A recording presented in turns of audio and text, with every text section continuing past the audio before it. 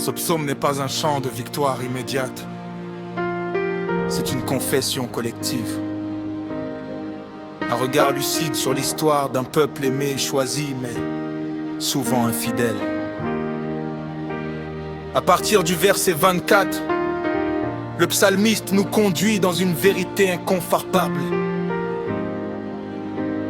Dieu a été fidèle, mais le peuple a souvent méprisé sa promesse. Et pourtant, malgré tout, Dieu n'a jamais cessé d'aimer le mépris de la promesse. Le texte dit que le peuple méprisa le pays désirable. Ils ne crurent pas à la parole de l'Éternel. Mépriser la promesse ne signifie pas toujours la rejeter ouvertement. Parfois, c'est simplement ne plus y croire. C'est laisser la peur, le doute ou la lassitude parler plus fort que la foi. Dieu avait parlé clairement, mais la voix des circonstances a pris le dessus. Quand la promesse est méprisée, le cœur commence à se fermer. Le murmure et la désobéissance, le peuple murmura dans ses tentes. Ils refusèrent d'écouter la voix de Dieu. Le murmure est souvent silencieux mais destructeur. Il ne change pas la situation, mais il altère la relation. Dieu prend le murmure au sérieux, car il révèle un cœur qui ne lui fait plus confiance. La désobéissance n'a jamais commencé par un acte spectaculaire. Elle commence toujours par un cœur qui cesse d'écouter. Les compromis spirituels. Le psaume décrit ensuite une descente progressive. Le peuple se mêle aux nations, adopte leurs pratiques, sert leurs idoles. Ce n'est pas arrivé en un jour, c'est le fruit d'une tolérance répétée. Quand on cesse de résister intérieurement, on finit par ressembler à ce que l'on fréquente.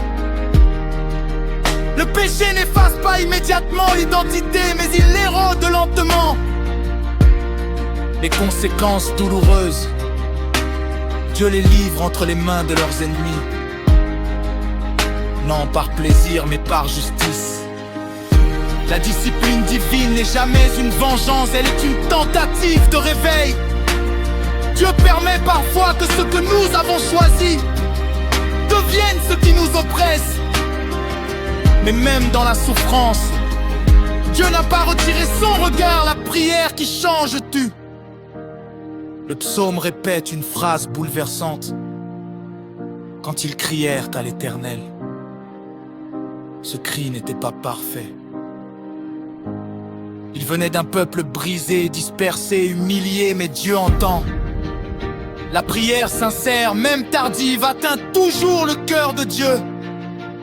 Dieu se souvient de son alliance. Non parce que le peuple est fidèle, mais parce que lui il est. Une miséricorde plus forte que l'échec.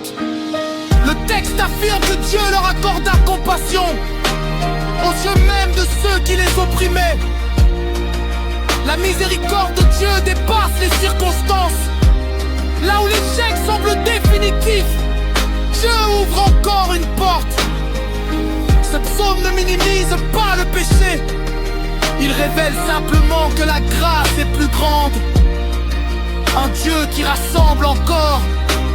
La fin du psaume est une prière. Sauve-nous, Éternel notre Dieu, et rassemble-nous. Même après les dispersions, Dieu est un Dieu qui rassemble. L'histoire n'est jamais terminée tant que Dieu parle encore. Le psaume du jour est un miroir pour l'église et pour chaque croyant. Il montre ce qui arrive quand on méprise la promesse, mais aussi ce qui arrive quand on crie à Dieu avec un cœur brisé. Dieu ne nie pas nos fautes, il ne les banalise pas, mais il ne s'en détourne pas non plus. Sa miséricorde traverse les générations, résiste à l'infidélité et restaure ceux qui reviennent à lui. Peu importe la profondeur de la chute, le cri sincère attire encore la compassion de Dieu. car notre espérance ne repose pas sur notre fidélité, mais sur la sienne. Amen.